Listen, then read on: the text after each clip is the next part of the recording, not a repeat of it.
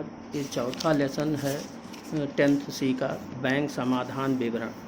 इसमें जो है व्यापारी जब कार्य करता है तो बैंक में अपना खाता खोलता है और व्यापारी के पास कैश बुक होती है और व्यापारी कैश बुक में बैंक के नाम से एक खाना बना लेता है। इसी तरह बैंक के पास खाता बही में व्यापारी के नाम से खाता बना लेता है और उसकी नकल पासबुक व्यापारी को देता है।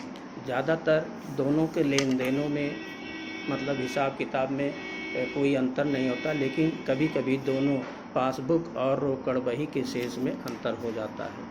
तो इसका मिलान करने के लिए जो विवरण बनाया जाता है उसे बैंक समाधान विवरण कहते हैं। अब ये देखिए, इसमें बैंक समाधान विवरण का अर्थ हमने भेजा है। परिभाषा पाटिल और विलियम्स की लिख लेंगे। उसके बाद बैंक समाधान विवरण की विशेषताएं बताया है। फिर बैंक समाधान विवरण की उपयोगिता ये लिख लेंगे। अब उसके बाद हम यहाँ बताएंगे कि रोकड़ बही और पासबुक के शेषों में अंतर के कारण। तो रोकड़ बही और पासबुक के शेष में अंतर होने के निम्नलिखित कारण। पहला क्या है, यदि कोई व्यापारी मान लीजिए चेक निर्गमित किया, किसी को दिया और वो बैंक में प्रस्तुत नहीं करता और भुगतान नहीं प्राप्त करता, तो इससे रोकड़ बही और पासबुक के शेष में अंतर हो जाता है।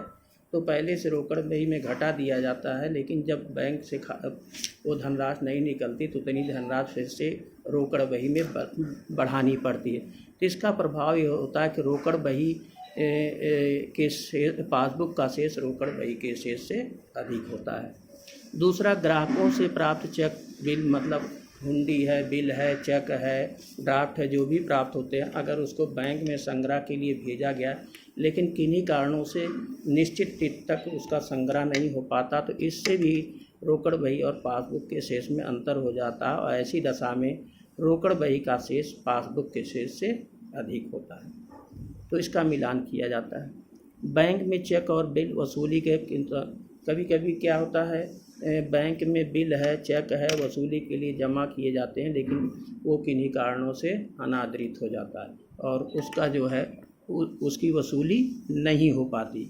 तो इससे क्या होता है कि रोकड़ बही का शेष पासबुक के शेष से अधिक हो जाएगा।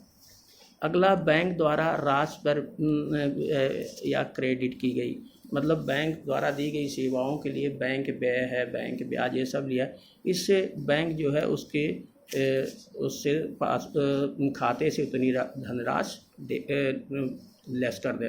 तो पासबुक का शेष क्या है, रोकड़ बही की तुलना में अधिक होगा।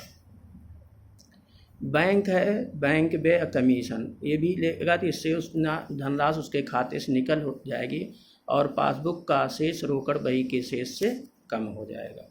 रोकड़ बही में नहीं घटा रहेगा और पासबुक में घट जाएगा। बैंक अधिविकर्ष, मान लिए कोई व्यापारी अपने जमा धन से अधिक धन बैंक से निकाल लेता है, तो ऐसी स्थिति में बैंक जितना ओवरड्राफ्ट दिया, अधिविकर्ष दिया, उस पर जो है ब्याज वसूल करता है, तो उतना उसके खाते से कम कर लेता, तो ऐसी स्थिति में पासबुक का शेष रोकड़ बही के शेष से कम हो जाता है।